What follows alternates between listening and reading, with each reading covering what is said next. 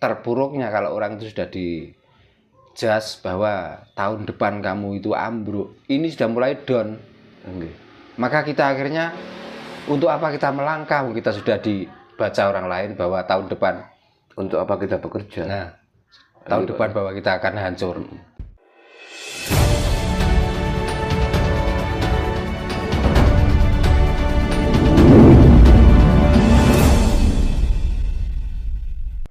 Makanya kalau alam itu sudah mengeluarkan kemurkaannya menimpa pada orang yang selalu curiga pada alam ini, pada Tuhan, maka kadang-kadang metode yang dianggap itu ampuh tidak bisa menyembuhkan. Dianggap ini seorang dukun yang sudah mumpuni karena spiritnya, karena doanya tidak bisa menyembuhkan. Nah, kita lupa kita hidup di alam ini, ya semuanya dari alam. Kadang-kadang kita itu menyia-nyiakan alam. Maka kalau alam ini murka, kalau alam ini memberi sedikit teguran, tidak sedikit, tidak banyak orang yang tahu tentang rahasia alam itu. Orang sakit pun sulit diobati, orang yang banyak musibah pun sulit diobati. Diobati pun kalau orang itu masih selalu curiga mempunyai penyana buruk pada alam dan pada Tuhan ini. Kadang sudah disyariati dengan cara kita sinergikan dengan alam, kadang-kadang juga alam itu pun tidak mau memberkahi orang itu. Nah, kalau kita itu mau bicara minta pertolongan pada jin, pada setan lah katakan. Rupanya jin ini kaya apa, rupanya setan ini kaya apa jane.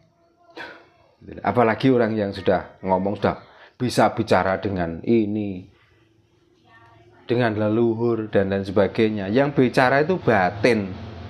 Karena kalau membicarakan tentang bicara itu lesan, dan itu ada suaranya. Kalau batin mungkin, tapi kalau bicara kok kebangetan gitu.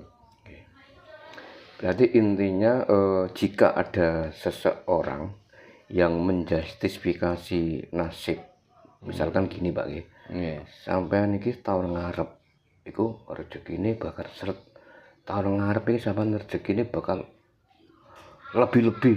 Nah, berarti itu omong kosong Pak. Dibilang ngomong kosong saged, niku sugesti saged. Tapi terpuruknya kalau orang itu sudah dijudge bahwa tahun depan kamu itu ambruk, ini sudah mulai down. Maka kita akhirnya untuk apa kita melangkah? Kita sudah dibaca orang lain bahwa tahun depan untuk apa kita bekerja. Nah, tahun depan bahwa kita akan hancur. Bagi orang yang dibaca waktu itu tahun depan kamu akan mendapatkan ini, maka dengan sugesti itu dia itu semakin giat karena tahun depan sudah jelas kita mau kaya. Nah, ini kan juga membahayakan bagi orang yang dijustifikasi itu tadi. Lah mestinya kan nggak gitu. Contohnya gini, Mbak Darno, saya itu jualan tapi jualan saya nggak laku. Ya inilah syariat ini pakai taburkanlah di sana. Nanti setelah ditaburkan, nanti akan pulih. Nah, apakah ini taburannya itu yang mandi? Apakah sugesti ini? Karena dia saya suruh menaburkan, maka dia percaya dan yakin bahwa setelah menaburkan ini dagangan laku. Artinya hati ini sudah nggak penasaran lagi, hati ini sudah nggak curiga lagi, dan dia selalu senyum. Senyumnya apa? Ini sudah saya taburkan, pasti laku. Berarti doa mereka itulah, doa mereka sendiri itulah yang akan membuat dagangan itu laku. Bukan karena Pak Darno gitu. Ya bukan, saya kan hanya memberi sugesti. Tanpa saya beri syariat untuk ditabur-taburkan pun. Kalau dia sudah ditanam sugesti yang bagus, mungkin dengan pulang, oh iya karena saya itu juga kurang menyayangi. Dan kenapa setelah dagangan saya agak seret, kok kita itu curiga sama orang lain, sama ini dan itu. Kenapa saya nggak ikhlas saja? Oh jualan saja tidak bisa mencukupi kebutuhan, apalagi nggak jualan sama sekali. Karena akhirnya ya dirubahlah yang tadinya katakan mejanya kusut Ya, dirubahlah dengan mejanya itu dibersihkan. Yang jualannya mungkin cuman itu aja sehingga orang nggak mau beli karena rasanya, maka dia akhirnya beli orang lain untuk dirasakan. Oh, ternyata daganganku kurang ini rasanya. Maka dia mau merubahnya.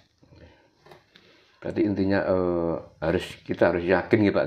Ya harus yakin, memang yakin itu kunci kok. Kita percaya, makanya apapun yang kita kerjakan, kita cintai. Yakinlah suatu saat apa yang kamu cintai akan mendapatkan berkahnya. Meskipun ada paranormal yang mengatakan bahwa nasibmu akan begini-begini, tetap kita harus yakin. Lah paranormalnya sendiri bisa menentukan hidupnya sendiri. Kok dia menentukan hidupnya orang lain? Ngerti toh? Mungkin karena saking banyaknya tamunya, dia bisa merubah hidupnya dengan berkelimangan harta. Kan ya karena saking banyaknya amplop yang diberikan, padha wae. Berarti dia pun suksesnya karena disumbang orang lain. Betul. Kan betul? Rata-rata seperti itu Pak. Hasil sumbangan. Masuk akal tuh betul? Nggih, masuk akal. Siapapun orangnya, di saat di situ mempunyai anggota yang banyak, maka dia kelihatannya sukses, dia kelihatannya bisa apa-apa. Kalau dilihat dari sisi luar. Tapi kalau dilihat sisi dalamnya, ternyata dia bisa apa-apa, dia bisa sukses. Ternyata itu bukan karena hasil kerjanya, memeras keringatnya. Ternyata ya mungkin dogma atau pembohongan yang disampaikan sehingga dia dapat imbalan, akhirnya dia sukses. Gitu. Kalau kita mengajarkan ilmu itu apa itu sebenarnya? Ilmu itu kan pengetahuan. Mungkin. Apakah setiap orang yang diberi ilmu atau diberi pengetahuan itu bisa mengamalkan? Belum tentu. Enggak. Tapi kenapa setiap orang yang belajar ilmu atau pengetahuan itu kok dia sudah harus setiap sekali pertemuan atau beberapa bulan kemudian harus memberikan iuran? Nah pertanyaannya, iuran itu untuk kemana dan untuk apa? Coba. Apakah bukan iuran itu untuk satu, untuk memakmurkan tempat yang untuk belajar ilmu, yang kedua untuk memakmurkan orang yang dianggap memberikan ilmu itu? Nah, orang-orang yang belajar tentang ilmu, tentang ilmu dan tentang pengetahuan, apakah dia juga mampu untuk menyampaikan ke orang lain supaya dia juga dapat iuran? Kan enggak. Bagi orang yang tidak mampu, dia harus bekerja keras ke sawah, dia harus jualan es, dia harus jualan makanan. Untuk apa? Dia untuk memenuhi iuran yang ditentukan di tempat untuk mencari ilmu itu.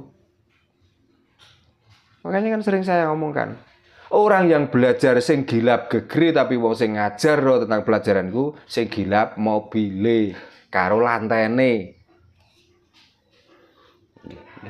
Itu fakta Pak. Tentu. Makanya setiap orang yang bicara tentang ilmu, tentang penemuan dan lain sebagainya, saya nggak khawatir karena saya sudah dijamin oleh Tuhan. Tuhan yang mana yang menjamin? Yang menjamin ya orang-orang yang diomongin tentang ilmu atau pengetahuan itu. Karena setiap datang dia pasti ada iuran. Coba nggak ada iuran, beranikah dia menyampaikan? Nggak berani Pak. Beranikah seperti saya? Coba. Sampai sendiri sudah tahu toh?